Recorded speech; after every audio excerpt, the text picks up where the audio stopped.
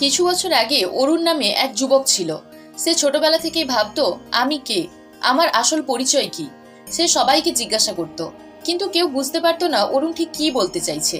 শেষে সে এক মহর্ষির সন্ধান পেল, যিনি নাকি সত্যের দ্বার খুলে দিতে পারেন। অরুণ সেই গুরুদেবের কাছে গেল আর বলল, গুরুদেব, আমি জানতে চাই আমি আসলে কে। গুরুদেব চোখ খুললেন, মৃদু হাসলেন আর বললেন, যাও, এই অরণ্যের শেষ প্রান্তে এক প্রাচীন দরজা আছে, সেখানে সত্য লুকিয়ে আছে। অরুণ দ্রুত ছুটল, অনেক পথ পেরিয়ে সে সেই দরজার সামনে পৌঁছলো। সে কড়া নাড়ল, ভেতর থেকে এক কণ্ঠ ভেসে এলো, কে? অরুণ দ্বিধায় পড়ে গেল, বলল, আমি অরুণ।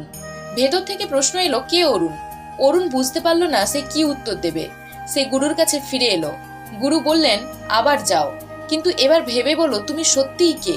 অরুণ আবার গেল, এবার বলল, আমি এক ব্রাহ্মণ পুত্র। কিন্তু দরজা তবুও খুলল না।